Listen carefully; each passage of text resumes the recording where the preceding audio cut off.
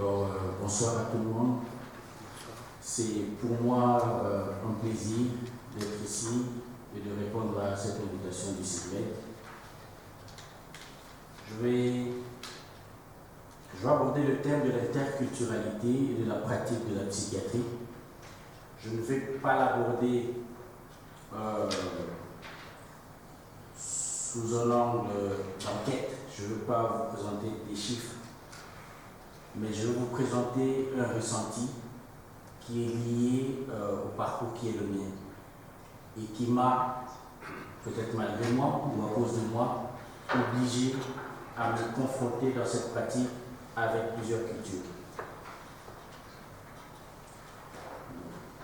La présentation va aborder les points ci-après. On va définir quelques concepts clés: interculturalité, altérité, singularité. On va parler de la psychiatrie comme l'art de la rencontre. On va parler de la singularité, mais ici c'est la singularité qui est celle d'un parcours qui est le mien. Et on va parler de l'altérité à travers les rencontres qui ont été les miennes dans ce parcours-là. Et enfin, on va essayer de tirer des conclusions. Et vous allez voir tout au long de tout ce que je vais dire, à la fin, je vais rappeler le fil rouge. En fait, la psychiatrie, c'est la rencontre. Forcément. Et on doit se préparer à cette rencontre. Et cette préparation ne se fait pas quand on devient assistant psychiatrique, mais je pense que c'est une préparation qui se fait tout le long de sa vie. Et on se prépare à cette rencontre, peut-être au départ, un peu comme M. Jourdain qui va faire de la philosophie sans le savoir. En fait, toutes nos rencontres que nous faisons avant même peut-être d'arriver à la fac de médecine, nous préparent à ces rencontres psychiatriques. Donc, le premier concept que je vais essayer de définir, c'est le concept d'interculturalité. Ce concept désigne la rencontre des cultures. Il est de plus en plus étudié par la sociologie, par la psychologie, par la philosophie, par le marketing. On est quand même à l'ère du marché. Et cette rencontre des cultures, elle peut être violente, ça arrive. Elle peut être intense. En tout cas, elle est porteuse d'émotions. L'apprentissage de la culture de l'autre entraîne ipso facto une réflexion sur soi-même. Ce qui nous pousse à dire, dans une certaine mesure, on ne se connaît mieux que dans la rencontre avec les cultures des autres. C'est lorsqu'on rencontre les autres qu'on se rend finalement compte de ce qu'on est réellement. La singularité.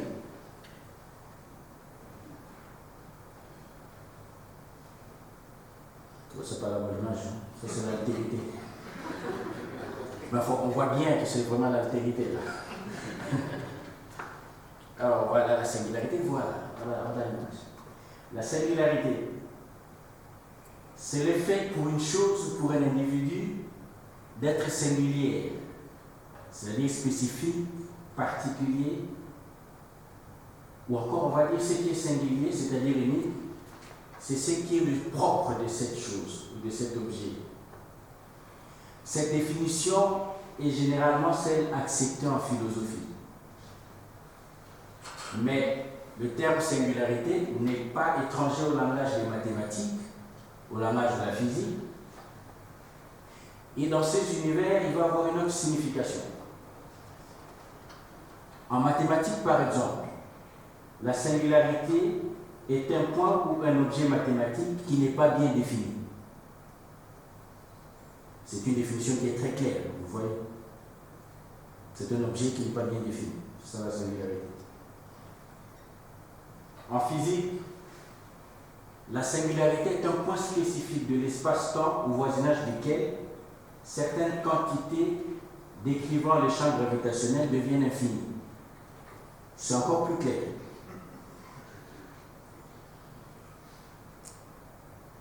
On peut aussi voir la définition qu'on donne de la singularité en futurologie.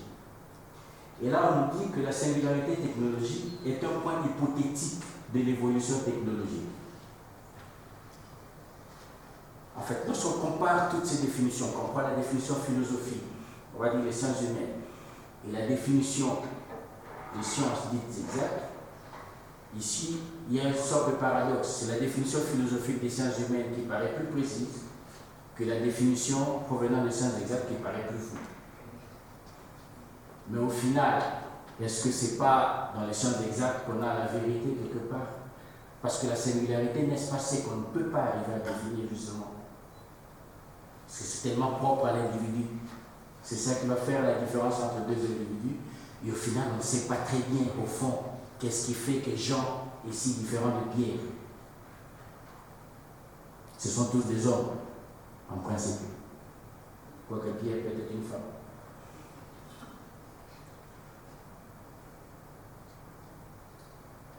La singularité d'une idée, d'un objet ou d'un personnage ne serait-elle pas cette composante impossible à définir, quoique pourtant on en perçoive ou on postule l'existence réelle. On est sûr que la personne devant nous a quelque chose de particulier, mais c'est ce quelque chose-là qu'on ne sait pas définir. Et c'est ça la singularité.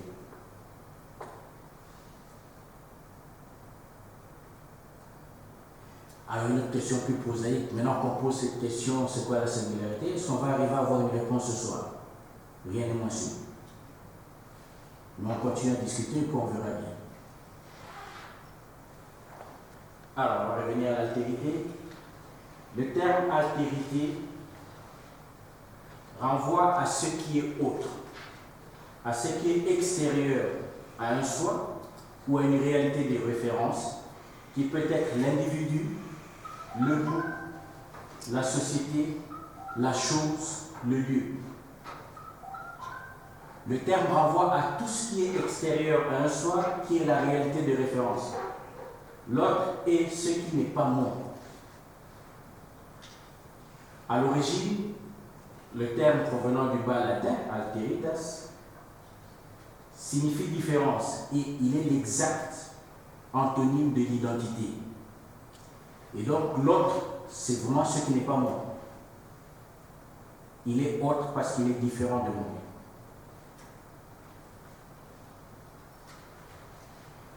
La psychiatrie ou l'art de la rencontre.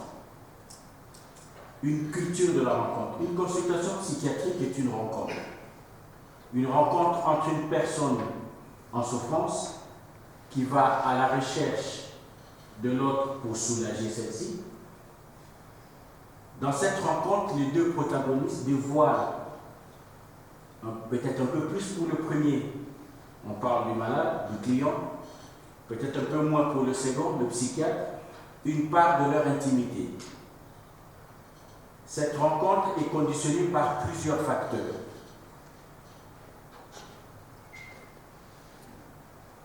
Cette rencontre est conditionnée par plusieurs facteurs,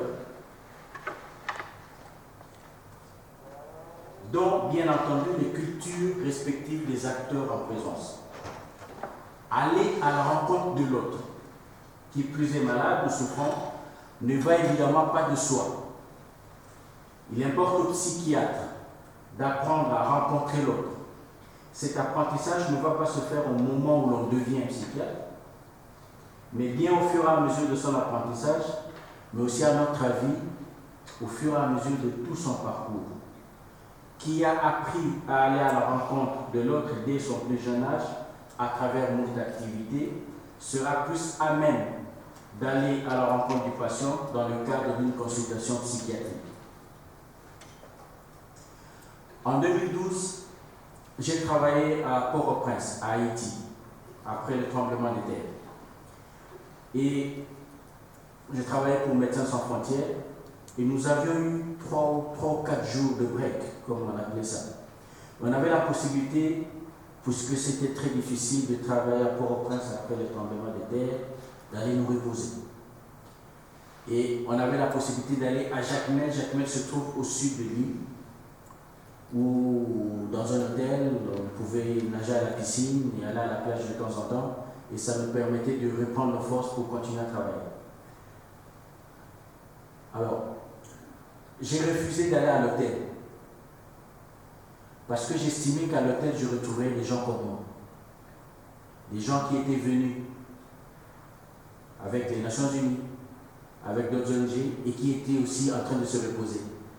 Et que finalement, en restant à l'hôtel avec des gens comme moi, entre guillemets, je n'aurais rien appris de cette culture haïtienne, je n'aurais pas été à leur rencontre. Et j'ai convaincu mes camarades, nous étions 4, à trouver une famille haïtienne qui nous accueillerait. On a pu en avoir une, on est resté dans la maison avec la famille, avec les enfants, pendant 4 jours. Et le fait d'être resté pendant si longtemps avec cette famille m'a beaucoup aidé par la suite dans la pratique. Parce que j'ai appris à mieux comprendre la langue, parce qu'on parle créole à Haïti, parce qu'on était avec eux tout le temps. Ça veut dire que mon interprète pendant les consultations n'avait pas toujours à traduire parce qu'il y avait des choses que je saisissais. Mais en plus, je comprenais mieux l'ambiance et tout le background qu'il y avait derrière. Et dans cette rencontre qu'est la consultation psychiatrique, il y a ce que le patient apporte, mais il y a aussi tout ce qui est derrière qui n'est pas dit et qu'on ne peut pas saisir si on n'a pas ouvert les portes par rapport à cette culture.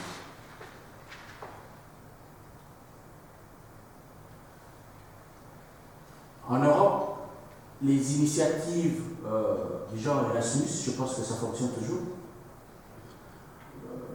Quand je suis venu ici pour un stage et pour ma thèse, c'est quelque chose que je trouvais de très formidable. Le fait que le jeune puisse quitter son pays, aller dans un autre pays, aller étudier dans une autre langue, c'est des moments clés. C'est des moments clés. Et pour rebondir au propos de tout à l'heure, peut-être que le Belge ne voit pas que le français est étranger, parce que justement, il a peut-être fait son Erasmus à Paris, qui finalement, peut-être que si ce Belge faisait son Erasmus à Kinshasa, il regarderait le Congolais différemment. Peut-être que ça se joue. Donc c'est des initiatives, c'est des moments clés qui font que le regard qu'on a par rapport à l'autre change.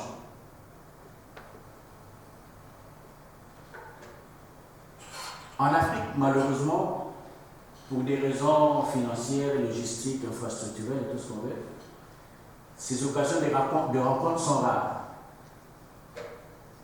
Moi, je suis du Congo-Kinshasa, je suis né à Kinshasa, et il n'est pas évident pour un Quinois d'aller faire un tour à Bukavu.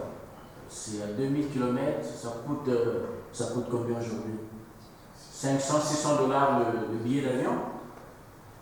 Alors, il faut les avoir pour aller passer des vacances au Kivu. Donc, on est à Kinshasa, on est du Congo, et en fait, on peut vivre sa vie à Kinshasa sans avoir jamais rencontré quelqu'un du Kivu, quelqu'un de Bunia ou quelqu'un de Lubumbashi. Ça peut arriver. Ces occasions sont rares et finalement, quand on ne fait pas attention, on tourne toujours dans son monde, dans son microcosme. On ne connaît pas ce que sont les autres. Rencontre des cultures.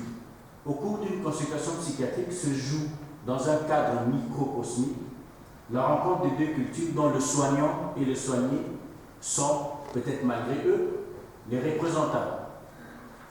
Ceci est d'autant plus vrai que les deux protagonistes seraient issus de deux univers différents. La classe sociale, la tribu, pour nous, pour parler comme chez nous en Afrique. Et le psychiatre, il est au Congo, le patient est au Soï. Ils vont parler en quelle langue? En français. Que le patient ne comprend pas. Donc, en ce moment-là, il y a un risque majeur. C'est celui de biais. Parce que l'un et l'autre se retrouvent un peu comme le représentant de ces différentes cultures.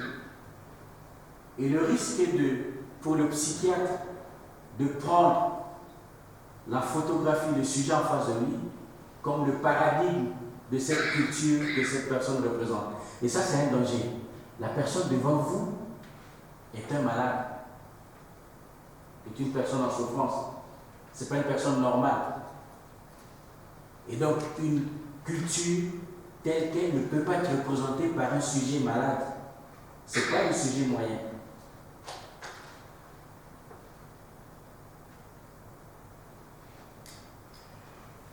ce qui nous oblige à un certain recul dans cette observation à partir de conclusions qu'on peut tirer au-delà de la maladie.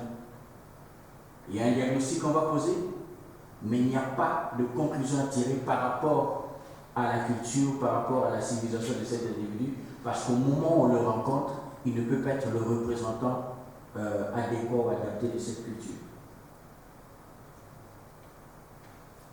Lorsqu'en 2008, nous arrivions à l'unité de crise, ici à Saint-Lieu, premier jour de travail, on arrive le matin, on fait la réunion d'équipe. On doit voir une patiente, c'est une patiente qui a 18 ans.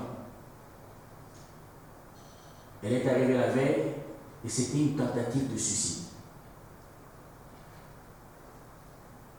Aussi bête que cela puisse vous paraître, moi, en tant qu'assistant en psychiatrie à Kinshasa, je n'avais jamais vu une tentative de suicide. C'est des choses qu'on lit dans les livres.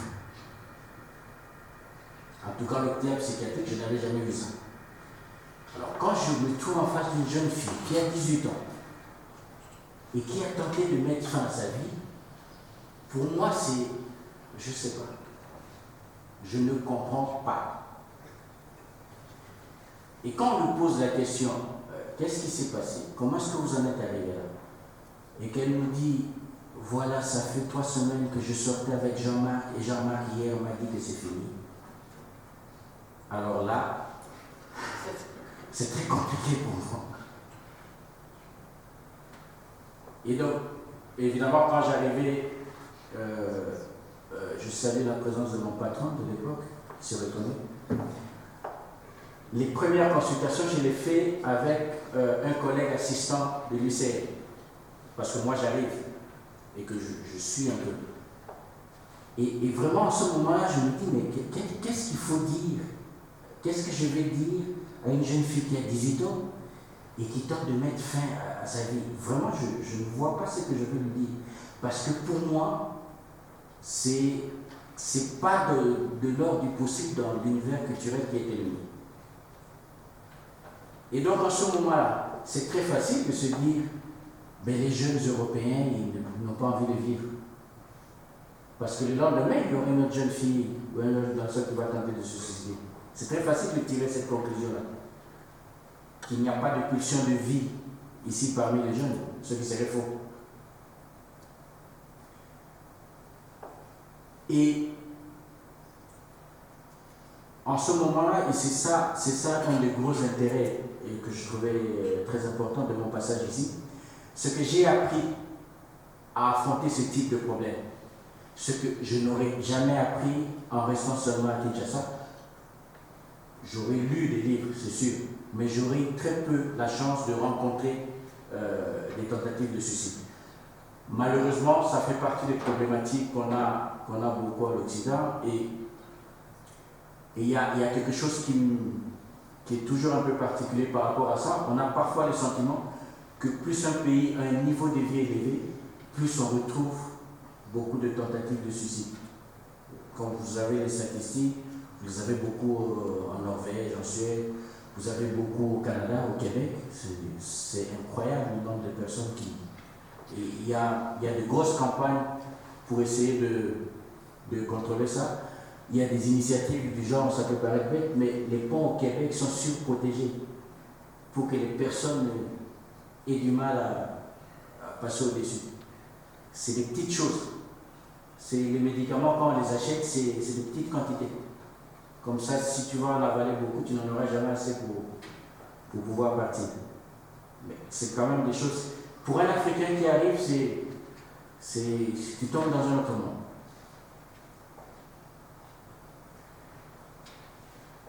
Alors, parlons de la question de la singularité, et je l'ai déjà un peu abordé, la singularité d'un parcours qui est le mien. Moi, je suis né à Kinshasa, la capitale du Congo.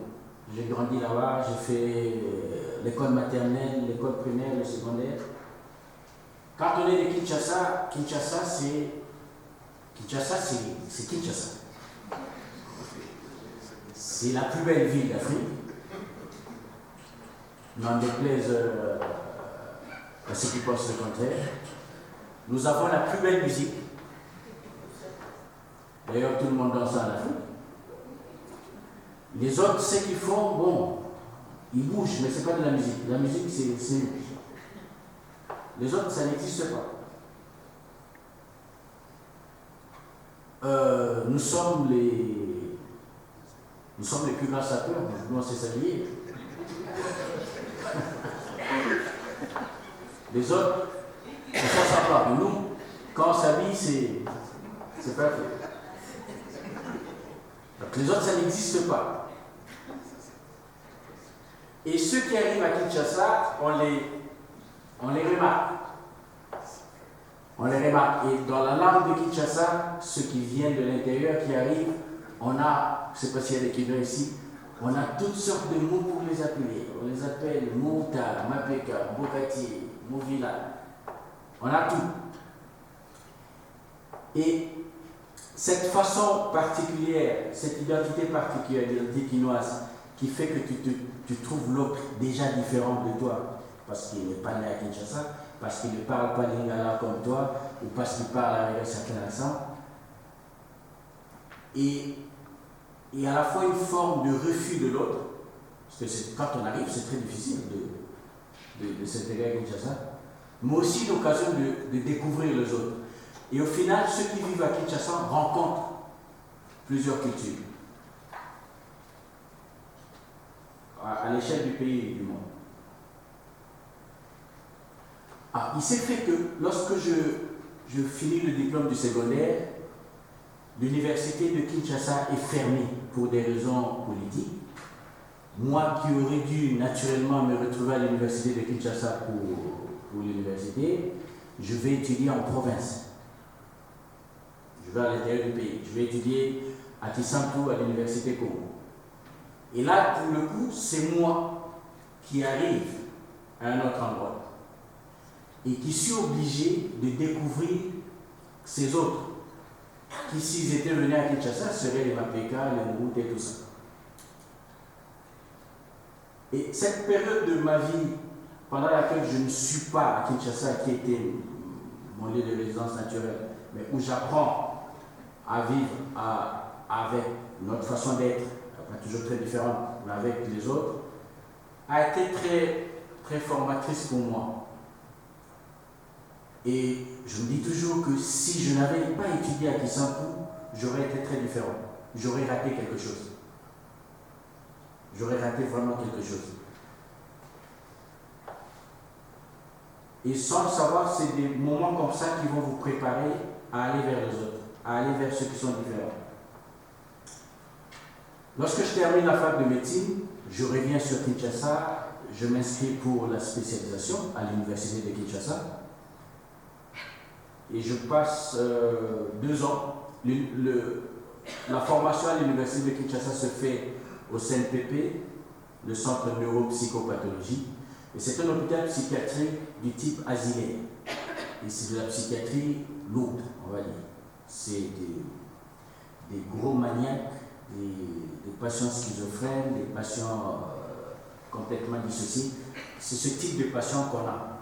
En fait, les patients psychiatriques en général en Afrique, ils vous arrivent à l'hôpital lorsqu'on a déjà fait beaucoup de choses avant. Et puis quand ils arrivent, ils sont souvent dans un état grave. C'est avec ce type de patients-là que je travaille pendant 2 ans. Et puis j'ai l'opportunité de venir continuer ma spécialisation ici en Belgique. Et donc lorsque j'arrive en Belgique, mon lieu de travail n'est pas un hôpital asilaire, mais ce sont les urgences de Saint-Luc, dans l'unité de crise. Et là, on a comme patient les tentatives de suicide, les conflits de couple, le conflit parents-enfants, les problématiques suicidaires. En fait, j'ai un type de patient que je n'aurais pas eu ou que je voyais très peu à Kinshasa. Ce qui de ce fait élargit énormément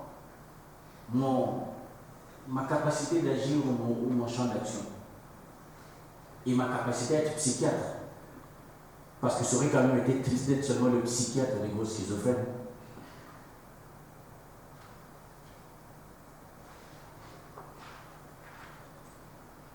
Et fort de cette expérience, et voyant ce que ça m'a apporté, parce que moi, on va beaucoup plus vers le contact, parce que lorsque vous avez un patient qui vient parce que son enfant adolescent ou bien le contact passe très mal, vous avez beaucoup de temps à parler avec ces patients et vous n'êtes pas dans une posture où vous allez dégainer vos neuroleptiques et vous allez lui donner. On n'est pas dans cette optique-là.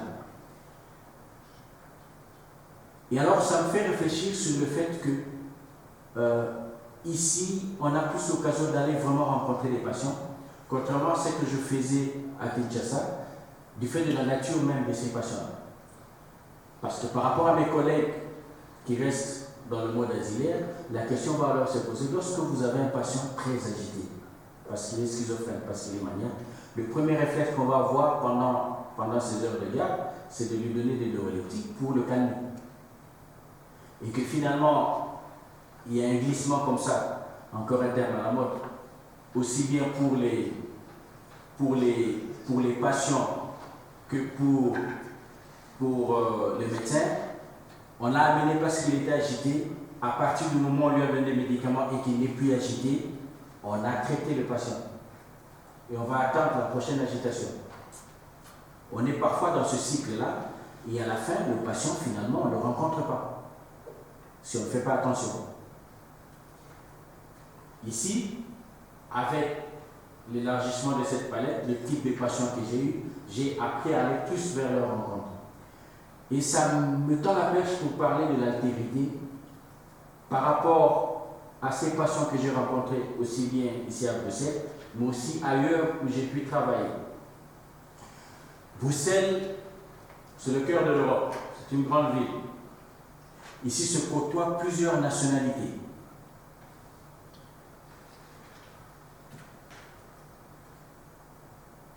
Dans le service des urgences psychiatriques, on le remarque.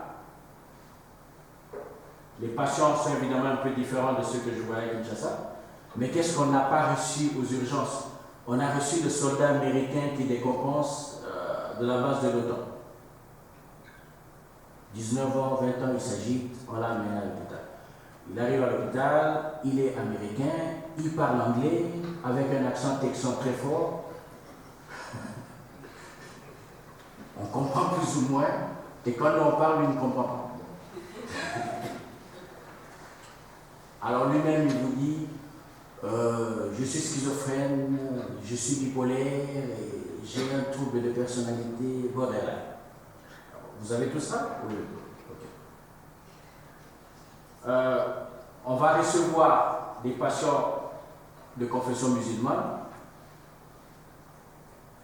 Et là, ça me donne l'occasion de raconter une anecdote. Je suis né dans une famille catholique. Et Kinshasa, c'est une ville en majorité chrétienne. Et donc, moi, aussi bizarre que ça puisse paraître, avant d'arriver à l'unité des Christ, je n'avais jamais eu commerce avec des musulmans. Je ne connaissais pas. Et l'image que moi j'avais des musulmans, c'est l'image qu'il y a dans les médias. Quand est-ce qu'on parle du musulman dans les médias? Quand il y a un attentat.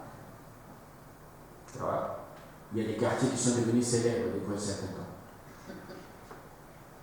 Donc c'est cette image-là que j'ai, et ici, un jour aux urgences, je rencontre un patient, on va l'appeler Hicham, c'est pas son nom. Il est chauffeur de tram. Et ce jour-là, il y avait une personne âgée qui probablement ne voyait pas bien ou n'entendait pas bien, qui se retrouvait sur la voie. Et notre patient l'a écrasé. La personne est morte. Le patient a développé un état de stress par rapport à cet événement, et je l'ai suivi ici. Il se fait que de tout le temps que j'ai passé à Bruxelles, les 2 ans, ce patient m'est resté dans la tête parce que pour moi c'était le patient le plus charmant que j'ai eu. Et c'était un musulman. Ça a complètement changé l'imagerie que j'avais du musulman, de l'islam. C'était quelqu'un qui avait 23 ou 24 ans. C'était quelqu'un d'hyper charmant. Cette rencontre-là va m'être bénéfique plus tard, et on va le voir.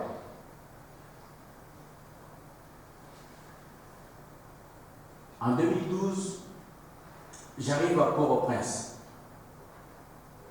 après le séisme. Je vais travailler au Trauma Center de Médecins Sans Frontières. Haïti, première république noire indépendante, c'est un pays aussi qu'on aborde beaucoup par sa culture. Quand vous êtes à Port-au-Prince, il y a beaucoup d'artistes et vous avez des fresques qui sont hyper flamboyantes. C'est des choses qui étaient difficiles à acheter aussi parce que c'était difficile de les mettre dans les avions, mais c'est très beau. Et vous avez aussi une immense culture littéraire. Je ne sais pas s'il y a des gens parmi vous qui ont lu Jacques Roumain, le gouverneur de la Rosée, un livre que je vous recommande, magnifique. Les auteurs haïtiens, les musiciens haïtiens, ils sont magnifiques, c'est très beau. C'est un pays qu'on aborde un peu comme ça, mais c'est aussi un pays de l'interculturalité. Dans le sens où, par exemple, vous prenez la langue qu'il parle, le créole, c'est une langue africaine dans sa structure, mais avec une syntaxe complètement française. Vous avez des mots français dans une langue qui, dans sa structure, est africaine. Ainsi, par exemple, pour demander à quelqu'un où es-tu, où te trouves-tu, en créole, on va dire qui côté où est. Moi qui suis du Congo, je ne peux m'empêcher d'entendre dans qui côté où est le Kikomo, Kikumaouna. C'est exactement la même structure. La même structure. Alors, par ce fait même, Port-au-Prince aurait été une expérience un peu particulière. Parce qu'ils étaient à la fois les autres, parce que c'est quand même loin, c'est l'Amérique, c'est un endroit où je n'avais jamais mis les pieds, mais c'était des autres qui étaient un peu comme moi-même. Déjà, quand je suis dans la rue et que je n'ouvre pas ma bouche, tous les Haïtiens que je croise, ils me parlent en créole. Ils pensent que tellement je leur ressemble. Et dès que je parle, ah, tu es africain, ils sont un peu déçus.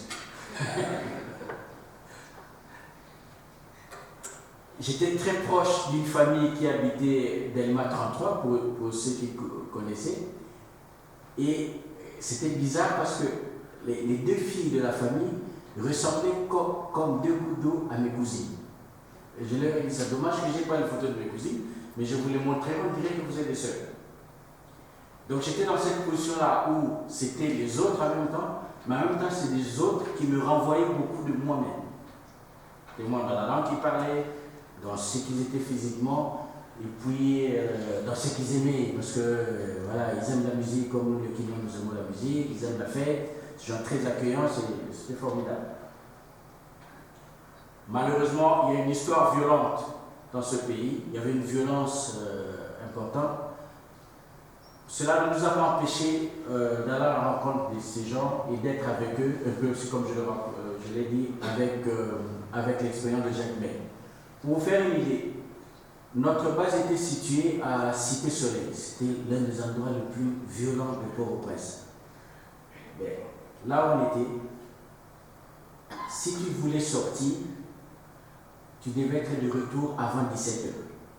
Avant 17h. Si à 17h tu n'étais pas de retour, tu restais là où tu étais parti.